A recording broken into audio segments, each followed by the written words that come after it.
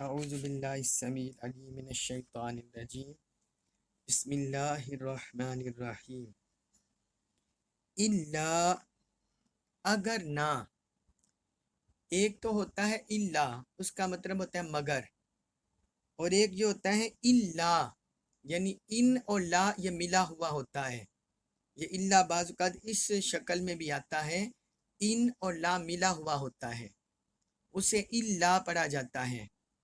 تو اس کا مطلب ہوتا ہے اگر، ان کا مطلب اگر اور لا کا مطلب نہ، الا، اور ویسے الا ہو تو اس کا مطلب ہوتا ہے مگر، اور اگر ان اور لا ملا ہوا ہو اس کا مطلب ہوتا ہے اگر نہ۔ تو یہ ہے الا، الا اگر نہ، تنصروہ، تنصرو تم نے مدد کی ہو اس کی، یعنی حضور صلی اللہ علیہ وسلم کی طرف اشارہ ہے کہ اگر تم نے ان کی مدد نہ کی، فقد تو بے شک، نصرہ اللہ، نصرہ مدد کی ہے ہو ان کی، اللہ اللہ نے، اللہ تعالی نے یہاں جو مسلمانوں میں کمزور طبقات ہیں ان کی طرف اشارہ کیا ہے کہ اگر تم نے اللہ کے رسول صلی اللہ علیہ وسلم کی مدد نہ کی، ان کے دین کی مدد نہ کی، تو بے شک اللہ نے ان کی مدد کی ہے، اذ جب، اخرجا نکال دیا، ہو انہیں، الذین ان لوگوں نے، کفروا جنہوں نے کفر کیا، جس وقت کافی لوگوں نے انہیں نکال دیا، یعنی مکہ مکرمہ سے نکال دیا، ہجرت پر مجبور کر دیا۔ ثانی اثنین، دو میں سے دوسرے، ثانیہ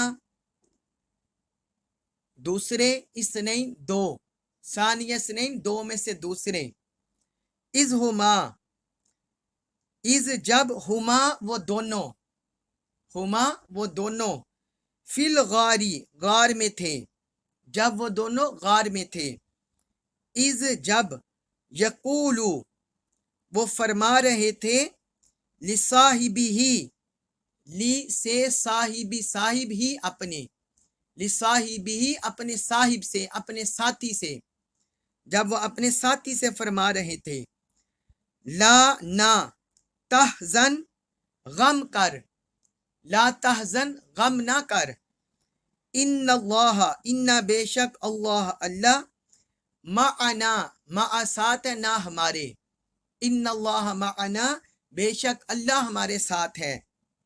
فانزل اللہ، فانزل پس نازل فرمائی، اللہ اللہ نے، سکینتہ، سکینتہ تسکین ہو اپنی، علیہ علیہ اوپر ہی ان کے، فانزل اللہ سکینتہ علیہ تو اللہ نے ان پر اپنی تسکین نازل فرمائی، وَأَيَّدَهُ وَأَيَّدَ اور قوت بخشی، تائید کی، قوت بخشی، ہو ان کی، بجنودن ایسے لشکروں سے، جندن کی جمع جنود، لشکروں سے، ایسے لشکروں سے، لم نہ، تروہا ترو تم نے دیکھا ہا انہیں، وَأَيَّدَهُ بِجُنُودٍ لَمْ تَرَوْهَا تو اللہ نے ان کی ایسے لشکروں سے مدد، ایسے لشکروں کے ذریعے قوت بخشی جنہیں تم نہ دیکھ سکے، وَجَعَلَ اور اس نے کر دیا، کلمتا بات، الذین ان لوگوں کی، کفروا جنہوں نے کفر کیا، السفلی پست، السفلی پست، وَجَعَلَ کلمۃ الذین کفروا السفلی اور اس نے کافروں کی بات کو پست کر دیا، وَکلمۃ اللہ، وَکلمۃ اللہ اور فرمان اللہ کا، ہی العلیا، ہی وہی، العلیا بلند ہے، اور اللہ کا فرمان ہی بلند و برتر ہے، واللہ اور اللہ، عزیز بڑا غالب، حکیم بڑی حکمت والا ہے، واللہ عزیز حکیم اور اللہ بڑا غالب بڑی حکمت والا ہے۔ اس آیت مبارکہ میں اللہ رب العزت نے ایک تو اپنی قدرت کو ظاہر کیا ہے، اور دوسرا حضور صلی اللہ علیہ وسلم اپنے حبیب کی ہجرت کا ذکر کیا ہے۔ جس وقت کفار مکہ اور مشرکین مکہ ان کے مظالم بڑھتے چلے گئے، تو پھر اللہ کی طرف سے آپ صلی اللہ علیہ وسلم کو ہجرت کا حکم ہو گیا کہ ہم مکہ چھوڑ کر مدینہ کی طرف ہجرت کر جائیں۔ تو اس موقع پر آپ صلی اللہ علیہ وسلم اپنے سارے صحابہ میں سے جن کو ہجرت کی ہمراہی کے لیے چنا وہ حضرت ابوبکر صدیق رضی اللہ عنہ تھے۔ ان کو آپ صلی اللہ علیہ وسلم نے ہجرت کی ہمراہی کے لیے چنا، اور آپ حضرت ابوبکر صدیق رضی اللہ عنہ کے ساتھ مدینہ شریف کی طرف ہجرت کر گئے۔ اور یہ بڑا ایمان فروز واقعہ ہے۔ اس میں سیدنا ابوبکر صدیق کی جان نثاری اس واقعے سے وہ بھی پتہ چلتی ہے۔ ایک روایت ہے حضرت عمر رضی اللہ عنہ سے مروی ہے، وہ کہتے ہیں اللہ کی قسم، حضرت وہ اسی واقعہ کا وہ ذکر کرتے ہیں، ہجرت کے واقعہ کو۔ وہ کہتے ہیں اللہ کی قسم، حضرت ابوبکر کی ایک رات اور ایک دن عمر کی تمام عمر سے افضل اور بہتر ہے۔ حضرت عمر رضی اللہ عنہ کی تمام عمر سے افضل اور بہتر ہے۔ کیا میں تمہیں ان کی ایک رات اور ایک دن کے متعلق نہ بتاؤں؟ تو راوی نے کہا ہاں امیر المومنین، آپ ہمیں بتائیں۔ تو حضرت عمر رضی اللہ عنہ نے فرمایا رات تو وہ ہے جب رسول اللہ صلی اللہ علیہ وسلم نے حضرت ابوبکر صدیق کے ساتھ ہجرت فرمائی۔ حضرت ابوبکر صدیق کبھی حضور کے آگے چلتے، کبھی پیچھے چلتے، کبھی دائیں چلتے، کبھی بائیں چلتے۔ رسول اللہ صلی اللہ علیہ وسلم نے پوچھا اے ابوبکر تم یہ کیا کر رہے ہو؟ یہ بدل بدل کر کیوں سائیڈیں چل رہے ہو؟ تو حضرت ابوبکر نے عرض کیا میں آپ کے چاروں طرف اس لیے کر رہا ہوں کہ اگر کوئی اچانک آپ پر کوئی حملہ کرے تو اس کا پہلا نشانہ میں بنوں۔ یعنی انہوں نے اپنی جان حضور پر قربان کر دی۔ انہوں نے کہا اگر دائیں طرف سے حملہ ہو تو پہلے میں نشانہ بنوں، بائیں طرف سے ہو، آگے سے ہو، پیچھے سے ہو تو میں نشانہ اس کا بنوں۔ پھر حضرت رسول اللہ صلی اللہ علیہ وسلم اس رات چلتے رہے حتیٰ کہ آپ کے پاؤں مبارک متورم ہو گئے۔ تو حضرت یہ دیکھ کر حضرت ابوبکر صدیق نے رسول اللہ صلی اللہ علیہ وسلم کو اپنے کندھوں پر بٹھا لیا اور آپ کو اٹھا کر دوڑنا شروع کر دیا حتیٰ کہ غار سور کے دہانے پر پہنچ گئے۔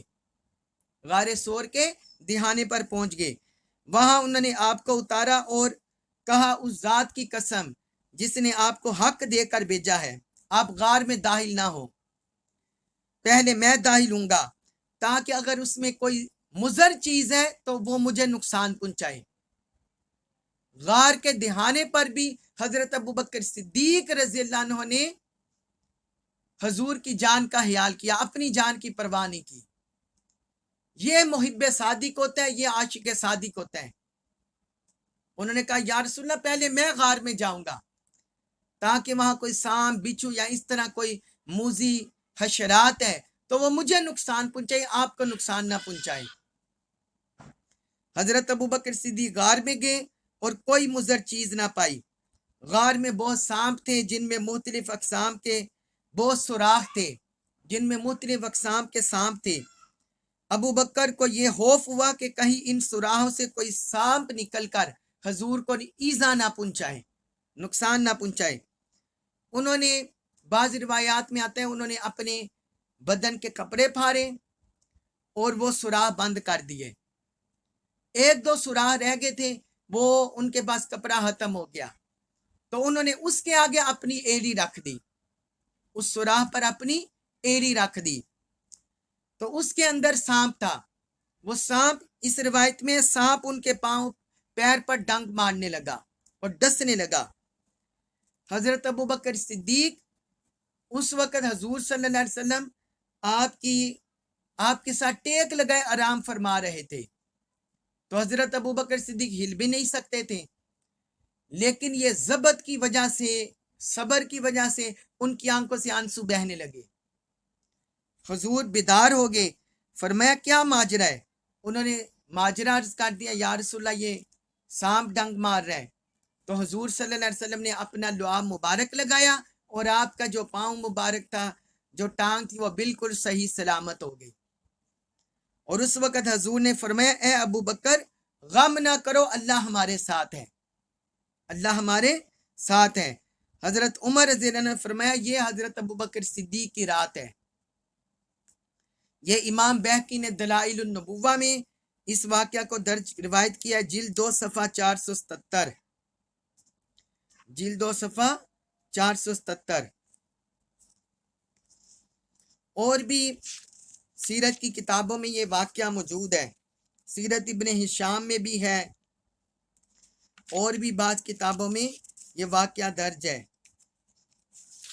तो हज़रत अबू बकर सिद्दीक रज़ी अल्लाह अन्हु वहाँ उस गार में 3 दिन तक हजूर की माइयत में रहे। उनके बेटे जो थे वो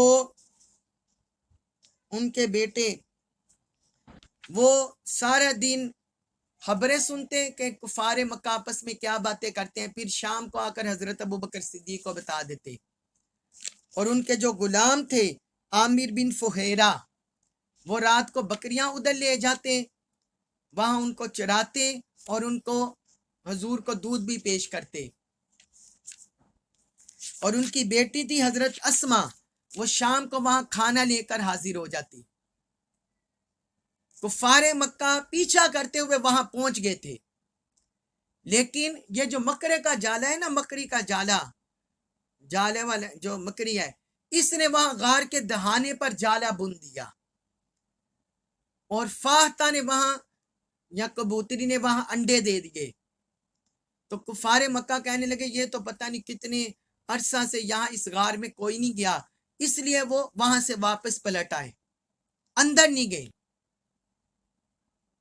तो ये उस मौके पर ये जो आयत मुबारक है, या उसी वाक़या की तरफ इशारा कर रही है। इसमें अल्लाह रब्बुल इज़्ज़त ने फरमाया, इल्ला तंसुरूहु फक़द नसरहुल्लाह, फरमाया अगर तुमने इस रसूल की मदद ना की, यानी इनके दीन की मदद ना की, तरवीज ना की, ना फैलाया और इनका साथ ना दिया, तो क्या तुम ये समझते हो ये बेसर समान हो जाएंगे, इनको किसी की मदद हासिल नहीं होगी? तो सबसे बड़ी मदद और नुसरत वो अल्लाह की है। तो अल्लाह ताला ने उसी के तरफ इशारा किया, फ़क़द नसरहुल्लाह, अल्लाह ने इनकी मदद की। इज़ अहरजहुल्लज़ीना कफ़रू, जिस वक़्त काफिरों ने उन्हें निकाल दिया, काफिरों ने उन्हें निकाल दिया, उनके वतन से, मक्का से निकाल दिया। फिर आगे अल्लाह ताला ने अपने रसूल और जो हजूर के यार गार और यार मज़ार हजरत अबू बकर सिद्दीक, उनकी कुर्बतों का जिक्र किया है। फरमाया सानिया सुनैन, दो में से दूसरे कौन थे? हजरत अबू बकर सिद्दीक रज़ी अल्लाह अन्हु। अल्लाह ताला ने देखे उसलूब क्या है तैयार किया, दो में से दूसरे। हजरत अबू बकर सिद्दीक जब हुजूर ने इलान नबूवत फरमाया, तो पहले हजरत हुजूर सल्लल्लाहु अलैहि वसल्लम और बाद में हजरत अबू बकर सिद्दीक, ये दूसरे थे मर्दों में से। और जब हजूर ने हिजरत की तो ये भी हजूर के साथ दूसरे थे हिजरत करने वाले। इसी तरह जब हजूर गज़वात में तशरीफ ले जाते, ये भी हजूर के हमरा रहे। जब हजूर सल्लल्लाहु अलैहि वसल्लम बीमार होते, कोई आर्जा लाहिक होता, तो आप मुसल्ले पर सैयदना अबू बकर सिद्दीक को खड़े करते। तो इमामत में भी दूसरे। और जब हजूर सल्लल्लाहु अलैहि वसल्लम ने विसाल फरमाया, तो आपके साथ कब्र मुबारक में तदफीन जो दूसरे हुए, वो भी हजरत अबू बकर सिद्दीक। फिर क़यामत के दिन जब हजूर सल्लल्लाहु अलैहि वसल्लम कब्र से उठेंगे, तो रिवायात में आता है कि आपके बाद हजरत अबू बकर सिद्दीक उठेंगे। سنن ترمذی میں یہ حدیث ہے، حدیث نمبر 3692۔ تو یہ اتنی وجوہ ہے حضرت ابوبکر صدیق رضی اللہ عنہ کی فضیلت کی جو اس آیت میں بیان ہوئی ہے۔ پہلے ثانی اثنین، اور دوسرا ہے اذ ہما فی الغار، ہما کہتے ہیں دو کو، فرمایا اذ ہما فی الغار، جب وہ دونوں غار میں تھے۔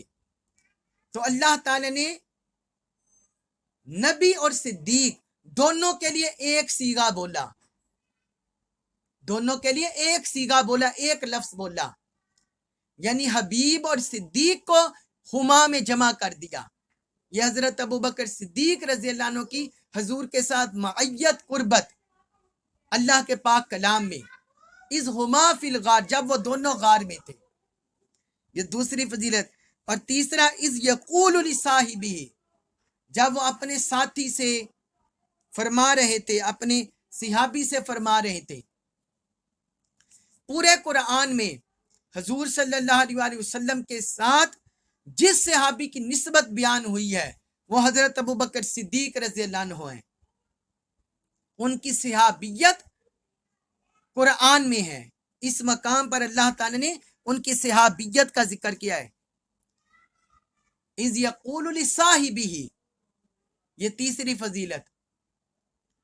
اور چوتھی لا تحزن، فرمایا نہ گھبرا۔